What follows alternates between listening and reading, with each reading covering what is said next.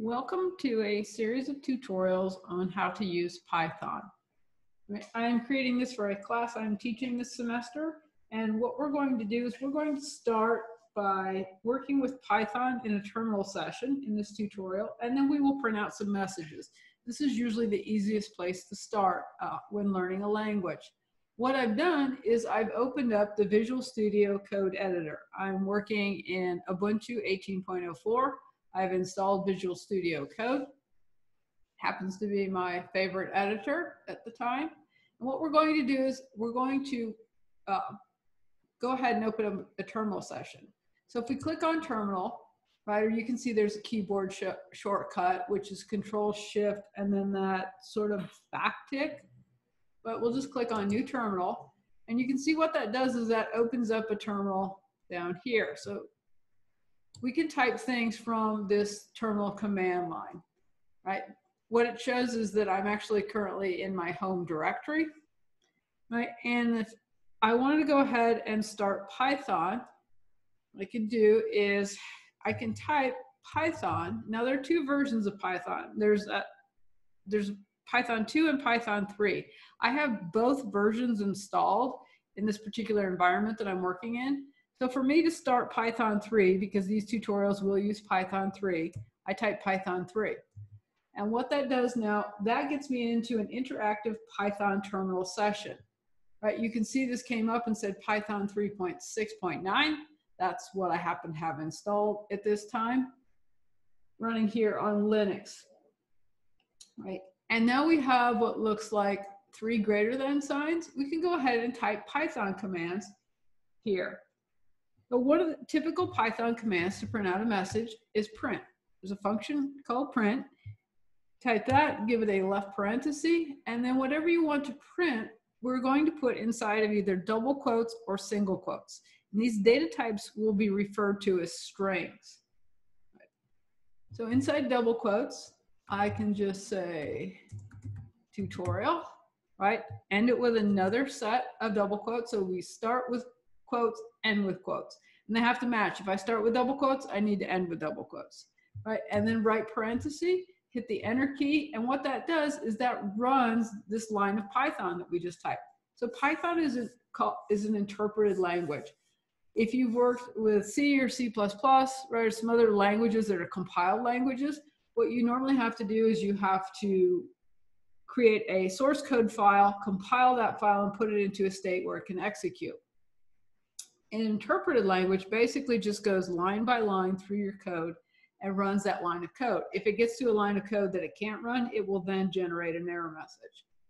All right, so you can see then it printed out the word tutorial on the screen. All right, to give you an example of single quotes, we could do the same thing. Single quotes, tutorial, single quotes, ending parenthesis, we get the same output. And we can have multiple words in here. So print, right? I'm going to use single quote. My cat is fluffy, right? This is the message I want to print out. And so you can see then anything that's inside these quotes, when I hit the enter key, will print out. Right? This is referred to as a string data type. What it is it's a string of characters. We have one character after another that we have strung together, in other words. Right? And this will work with double quotes as well. Now, you might be thinking, why double quotes and single quotes? What if you have, what if you need to print out an apostrophe, right? An apostrophe is what I'm calling a single quote as well. So if I wanted to print out something like my cat's mouse, I'm going to use double quotes, my cat apostrophe S, which is the single quote, my cat's mouse, double quotes. And what these double quotes do is they say this is the start of the string, this is the end of the string. And this way it will allow us to print a single quote in there. So if I hit the enter key, you can see we have that single quote. Now let's try this, and I'm going to use the up arrow key. If you use up and down arrow keys, it will scroll through your history and you'll not have to retype things. Right? So I hit the up arrow key once to bring up the last command. what if we were to type a double quote in here, right? What I just told you is that when we start with a double quote, it's expecting that the next double quote will end the string. So it's going to think of this as one entire string message. And we should get an error message because if we wanted to have another string in here, we would have to do something called concatenation, which we'll talk about in a little while. All right, so for right now, I'm just going to hit the enter key and notice we get an error message. So this pops up. So file standard in. Standard input is reading information basically from the keyboard when you're typing into the keyboard. Especially if you've ever worked in C before, you'll know that there's a stream, an input stream called standard input. Right. So when you hit numbers on the keyboard or letters, that information is typed somewhere, right, in memory. And when this goes to run this, right, this is trying to take this as input here from the standard input stream. And it's saying, it's pointing out, see where this little caret is? Invalid syntax, right? It thinks that we have ended the string here with this double quote and we've not properly started another string, which is why if we go back to here, right, double quotes, we can print out the single quote there. All right, I'm going to type clear. Oh, sorry, clear is not defined in the language. How can I clear the terminal session? I don't know that. So here's what we're going to do. We're going to quit. So if I want to quit the terminal session, it's quit, left and right parenthesis, and I can now clear that line. I guess I could have made my terminal session bigger. All right, let's start Python 3 again, and let me just show you with double quotes then. So back again with our print message. Right, now if we want to print out double quotes inside our string, we'll start it with single quotes, and we'll say, and I quote, right, hello, ending double quote, single quote to end that string, hit the enter key, and we can see now it printed out. This thinks it's the start of our string, end of our string, and it prints out everything inside the string just as we've seen it. All right, so string data types, right? Python interprets a lot of things as string data types.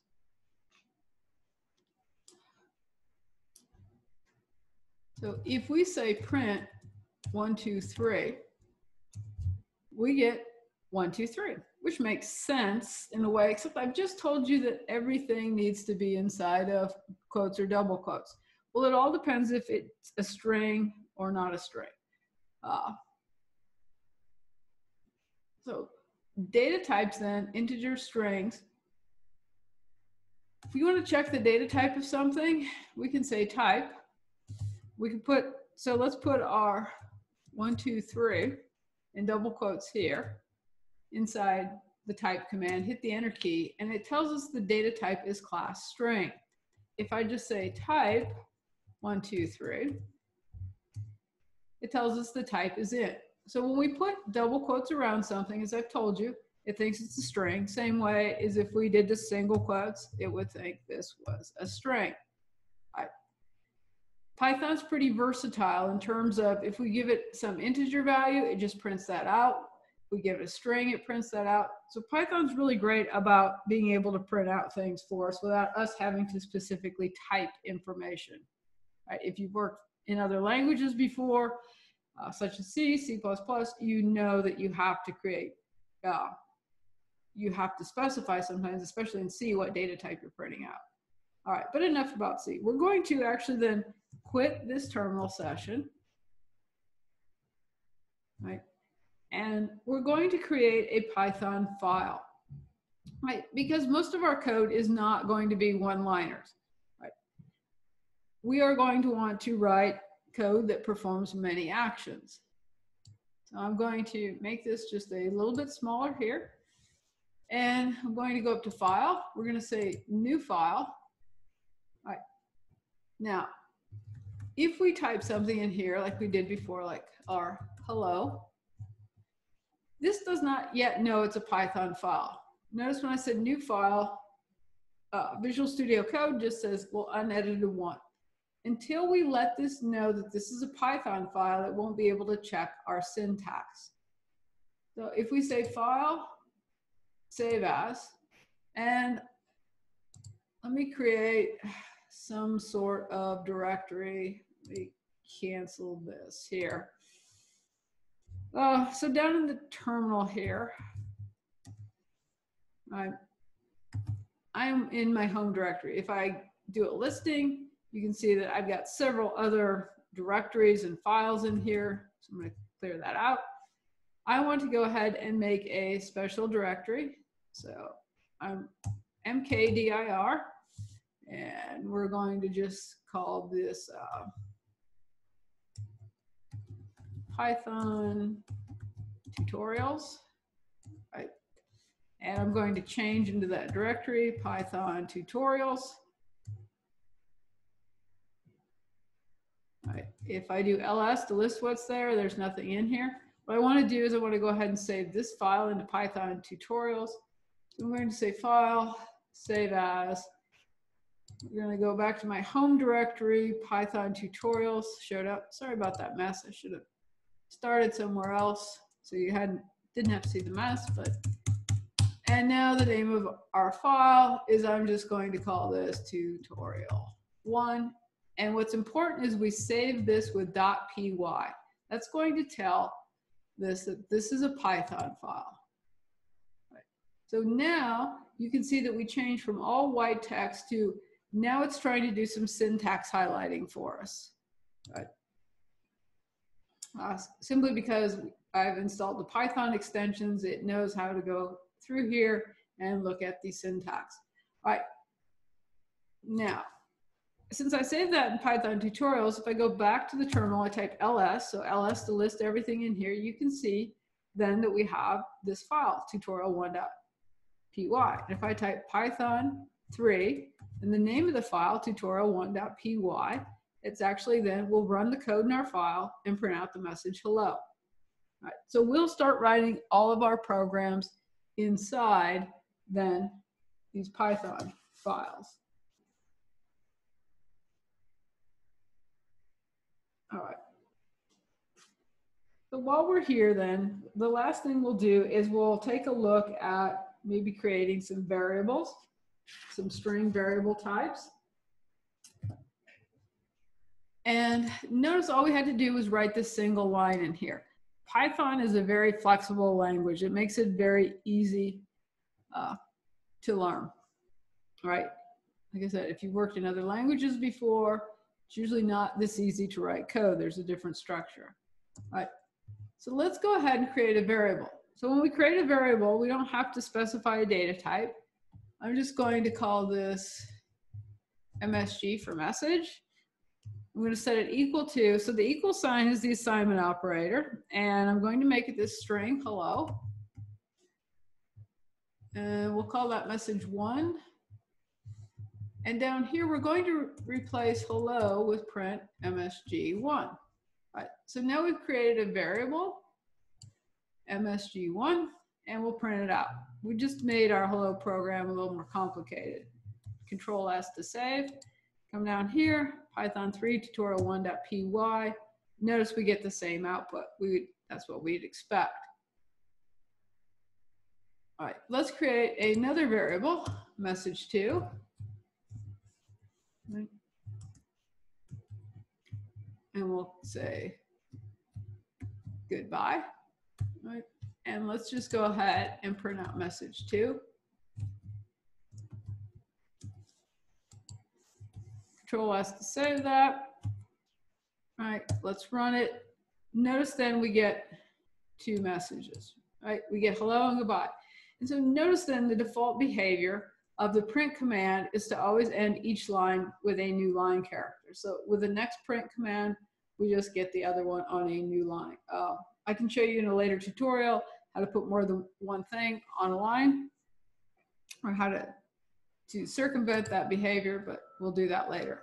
All right, now, what if we want to put both messages together? So what if we do what's called string concatenation? So in print, I want to say print MSG1, and then we use the plus sign plus MSG2. And what that does is it concatenates a string. So we tend to think of the plus operator as addition for math.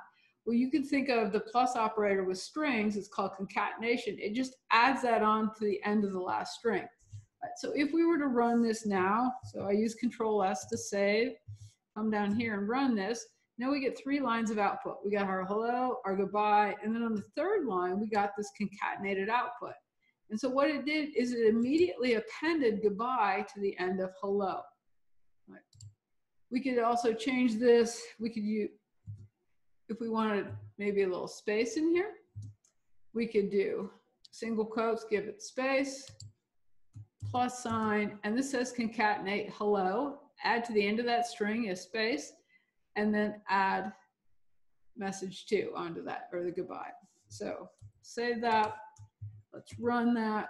And so now you can see we've got the space in between. So string concatenation, right, can be handy to print out multiple things. Like I said, we will be working with numeric data and strings, a combination of things later.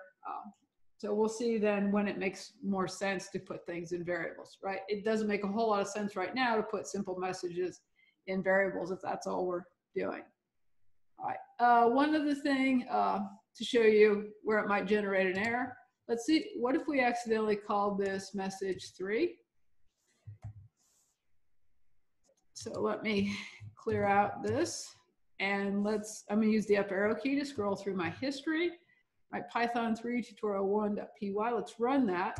So you can see what it does is, I said this was an interpreted language, right? It ran this line of code, this line of code, this line of code, and then it got here to this line of code. Now I have something called a PyLinter showed on. So see how this is underlined in orange, right? I've installed that extension in Visual Studio Code. If you didn't have that extension installed, you wouldn't necessarily see this. But PyLint is something that goes through and checks the syntax and tries to help me from making mistakes before I run this. But I wanted to run this to show you that down here, it printed out hello. So it successfully executed this line of code, but now when we get an error message, we see trace back, and it tries to tell us what, line 4. So this is line 4 right here.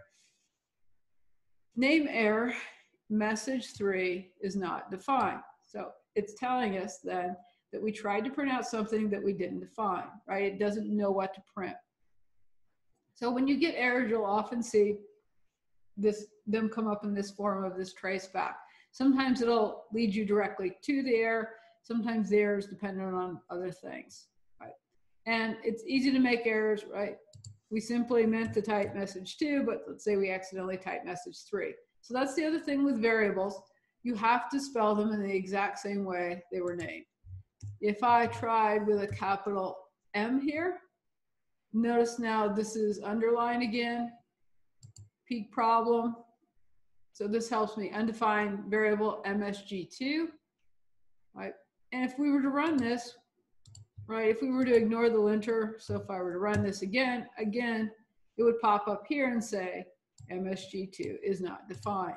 So things have to be spelled exactly the same way, right? So Python variables, their names are what we call case sensitive. All right, so that's the end of the first tutorial of showing you how to print things out. Right, that was a simple way to get started. We'll come back and start to work with some numeric types and do a little bit of math in Python, some slightly more complicated things. All right, so run some of these on your own, practice, right? That's how we get good at programming.